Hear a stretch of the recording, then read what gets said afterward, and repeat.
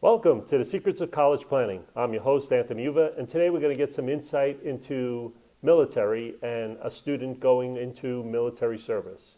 My guest today is Nathan Santhanam. He is a Army Civil Schooling student.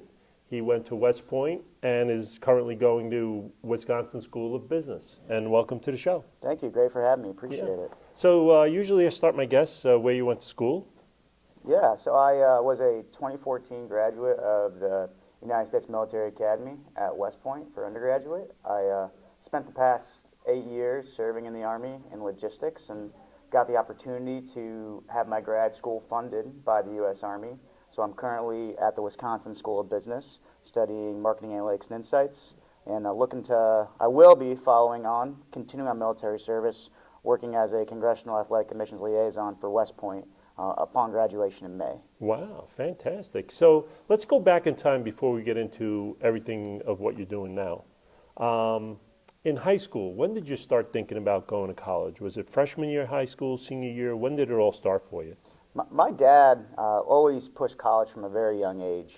So growing up, whether I was 7, 8, 9, 10 years old, he was always thinking, hey, think about what you want to do. What do you want to be when you grow up? So college was always just kind of pushed into our head. And I actually grew up as a gymnast, but when I started wrestling my freshman year of high school, I just fell in love with the sport, and I was kind of obsessed with wrestling in college at that point and was continuously looking for opportunities to do that. And around my end of my sophomore year, early junior year of high school, West Point, I got a letter from West Point and realized this could be an opportunity. So I did more research and understood the process upon getting appointed and going to the academy, and continued to excel at athletics and academics, and was very fortunate to get the opportunity for an appointment to West Point, and that's how that all worked out. Wow.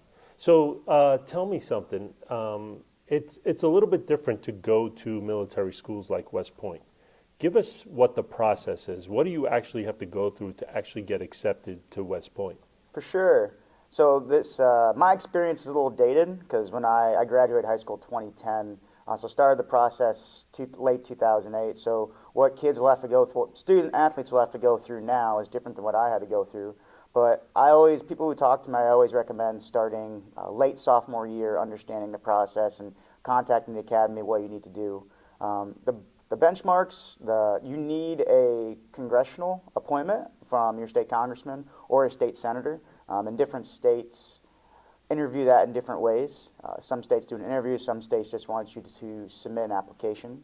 You also have to take a cadet candidate physical assessment, which is different than the normal Army physical fitness test, but it's a bench line for where the military academy wants you to be physically. And on top of that, there's a medical fitness assessment. They want to make sure that you're medically fit coming into the academy. And then other than that, it's the standard procedure for applying to any college. Good academics, writing essays, just a little bit tailored more towards a military lifestyle. Okay. So now you go to West Point. What's it like? How do you get started? What is wrestling there like? Right. So just disclaimer, I wrestled in college 4 years, wasn't ever an NCAA qualifier, wasn't an All-American, but I gained a lot of values from the sport for sure. And so it was, I look back now and I tell people I don't know how I did it. Balancing Division I athletics with a military cadet lifestyle with really intense academics. It's a bear. It's a bear to manage. And thankfully by that time, academics didn't come easy to me, but I had that down pat from high school.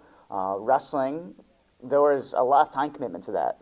That's 5, 6 days a week, and you're training often 2 days. So that took a lot of my time and energy, and with that, the military lifestyle as well. I would be getting 3 to 4 hours of sleep every night, just trying to manage all of that. You come into your stride around your sophomore year, and then add on top of that being away from home. That was the first time I'd ever been sent away from home to live. Really missed home a lot, and I know the rules have changed a little bit now at the academy, but at the time, if you weren't a cadet athlete, you couldn't leave very often your freshman or sophomore years. You had to be at the academy.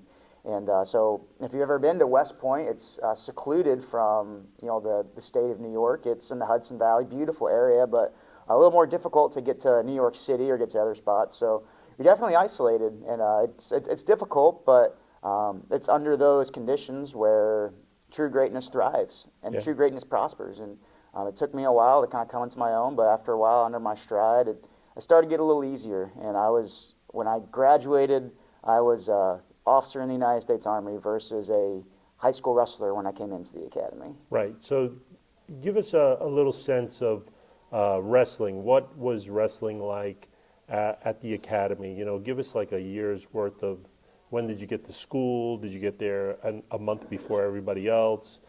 Give us when the season starts, when it ends, what happens in the summertime, that Absolutely. kind of stuff. So I know there's different bylaws and regulations for training specifically, when you can train, time and everything. At the time when I was in college, it was expected that you'd be staying on the mat at least somewhat throughout the year at all times. We had different summer training schedules for military that we had to hit different crew points to make sure that we were going to graduate on time. But we were back at the academy around late July, early August, and although we didn't have sanctioned practices, the mat room was always available for us to get in and to work out and to train our craft. So essentially from late July, early August through the NCAA tournament in March, we were always training. We always had our mind on the goal to be conference champions, Division I All-Americans. And, as you get into the actual season, it starts to gear up, and we'd have practice 5-6 days a week, and we'd lift 2 to 3 days a week on top of that. Our coaches at the time, the head wrestling coach for Army was Coach Joe Heskett. He was a Division I national champion for Iowa State. He was his first head coaching job, and he was still understanding what it was like to be a military cadet athlete, not just a student athlete for a regular school. So he was figuring it out, and I believe he came into his stride and did a really good job with trying to balance the cadet athlete lifestyle with all the different pressures we had on ourselves. Wow. So now give us a sense of the military side of it when you're at school. How many hours of actual study is there? How time management is towards the military part of it compared to the sport part of it? Right. So the time management is, I think you hit it right on the head, is the most important thing. There's different pieces to that. So we have, in the morning, everybody wakes up and you have formation. At the time, it was 6:35 in the morning. You'd get up, get in formation, full uniform, and then we'd all eat breakfast together as an academy with your company. So we'd all have breakfast, and then first hour started, I believe, at 7:45 a.m. And then depending on your class schedule and what year you're in, you're essentially going through class all day up until about 4 o'clock p.m.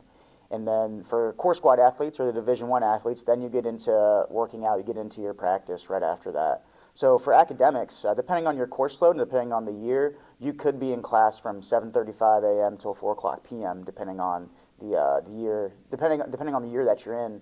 And it's an A-day, B-day schedule, so you have half your classes on one day, half your classes on the next day.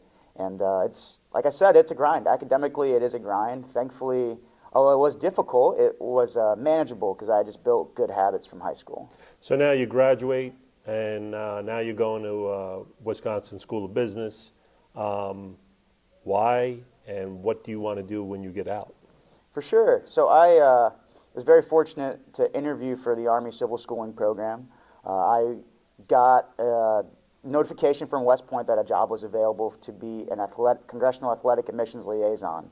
And essentially what that is it's going to be working with incoming student athletes into the academy and helping them transition to be cadet athletes. And I applied for the job, went through an interview process, a couple rounds, and fortunately I got the job. And with that job, the Army offers to pay for your graduate school. So for me, it was an MBA. So I have a fully funded MBA by the Army en route to that job. And I chose the Wisconsin School of Business specifically for a couple of reasons. Marketing, analytics, and insights. I was a management major at West Point. And I always had a passion for marketing. And being a athletic admissions liaison, I'll be somewhat of an ambassador for the West Point brand, both academically and athletically as well. So I really wanted to hone my craft with marketing to best do that. And the Wisconsin School of Business is, in my opinion, the best marketing business school in the country. We're always top 5. And it was just a great mix. When I interviewed with them, it was just a great mix of, hey, we're very competent in what we do, but we treat you like family as well. And from day one walking into the Wisconsin School of Business, that's how it's felt every time is, hey, we're really good at what we do, but you're our friend, you're our family. We care about you as a person. Wow. So that's why I chose to go there. And I've loved my time at the University of Wisconsin-Madison. I've had great instructors, great peers, very, very professional setting. And when I graduate, it'll be sad to go, but also looking forward for my next opportunity. So do you already have a job lined up once you graduate? Yes, I'll be working as the Congressional Athletic Admissions Liaison for West Point after I graduate, yes. Oh, so you're going back to West Point? Yes, sir. Yeah. Oh, fantastic. So what will you actually be doing when you get there? Yeah, so it's, still, I haven't actually touched feet on ground to West Point to understand the normal day-to-day requirements of the job, but on a broad scope, it's working with incoming student athletes that are going to be coming to the academy. So helping them understand the qualifications, helping them understand what they need to do to get recruited, 1, and 2, successfully transition into West Point. Because it's different than going to the University of Illinois or going to the University of Iowa. There's different things that you need to do to prepare to go into the academy, and then my job as a Congressional Athletic Admissions Liaison will be to help prepare them for that transition. And you've already gone through it yourself, so you have that experience to give to them. Exactly, yes. Yeah. So we're coming to the end of our show, and I usually ask my guests, what advice do you want to give to the parents and the students that want to go the military route? What advice do you want to give them? Absolutely. So I think it's almost there's a different place for everybody. There's a different home for everybody. While one student athlete might thrive in a state school, another student athlete could thrive in a military academy. So to parents specifically, I would say just know who your son or daughter is and just know if it's for them. And if it isn't for them, there's nothing wrong with that. But if you know that they have the personality that will thrive under pressure, if they have a personality that that can prosper in those really adverse conditions, then absolutely the academy is a great place for them. And in terms of athletics, most of the academies, I would say, all have great athletic programs where they can really hone their crafts. And I'll give a plug for the Olympic sports right now too. The Army, Navy, the Air Force. There's all opportunities for student athletes to continue on their athletic careers after the academy in the armed services. So if I'm a student athlete and I really know that I want to wrestle in the Olympics one day, I can go to West Point for 4 years, train in Division I athletics, and there's also an opportunity to apply for the Army World Class Athlete Program to wrestle for them and to potentially qualify for the World Championships and the Olympics. And all of the service academies have that. So it's just, and that doesn't work for everybody. Somebody else might thrive in a state school environment. So the biggest advice I would say is to student athletes, work hard, know what you want, and to its parents, know what your son or daughter needs to thrive. Great. Well, thank you very much for coming on the show. Appreciate it. Thank you very much for having me. I appreciate it. Yeah, thank you. So you've been watching The Secrets of College Planning. I'm your host, Anthony Uva. Until next time.